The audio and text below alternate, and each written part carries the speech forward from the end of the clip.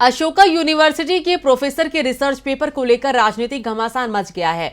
University के एक faculty member द्वारा पब्लिश कराए गए रिसर्च पेपर में बड़ा दावा किया गया है। कहा गया है कि 2019 का लोकसभा चुनाव बीजेपी ने गड़बड़ी कर जीता है।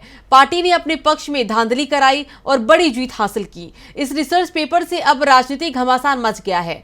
कांग्रेस ने चुनाव आयोग और सरकार से जवाब मांगा तो बीजेपी बचाव में दिख रही है। बीजेपी ने धांधली से जीता था 2019 लोकसभा चुनाव। विपक्षी दल पहले से ही चुनाव में धांधली की बातें कर रहे थे, ईवीएम को लेकर भी सवाल उठा रहे थे और अब अशोका यूनिवर्सिटी के एक फैकल्टी के रिसर्च पेपर में बड़ा दावा किया गया है। प्रोफेसर सब्यसाची दास का 50 पेज का रिसर्च पेपर पब्लिश किया गया है, जिसमें कहा गया है कि करीब मुकाबले वाले क्षेत्रों में बीजेपी को एक तरफा जीत मिली। ये उन राज्यों में हुआ जहां सरकार बीजेपी की थी। बूथ लेवल पर भी गड़बड़ी की गई। इसके साथ ही जिन जगहों पर बीजेपी शासित राज्यों के अधिकारियों की संख्या ऑब्जर्वर के रूप में ज्यादा थी, वहां बीजेपी की जीत हुई।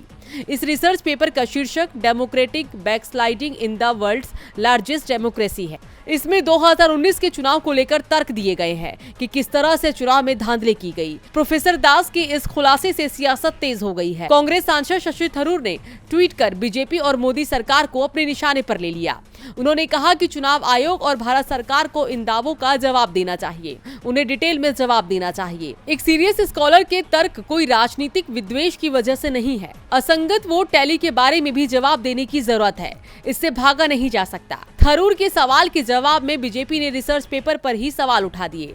उल्टा यूनिवर्सिटी से ही सवाल कर दिया कि कैसे इस पेपर को पब्लिश करने की इजाजत दी गई। बता दें, यूनिवर्सिटी की ओर से ये सफाई आई कि ये रिसर्च पेपर अभी पूरा नहीं है और इसका क्रिटिकल रिव्यू नहीं किया गया है और इसे एकेडमिक जर्नल में भी प्रकाशित नहीं किया गया। डीबी लाइव की रिपोर्ट।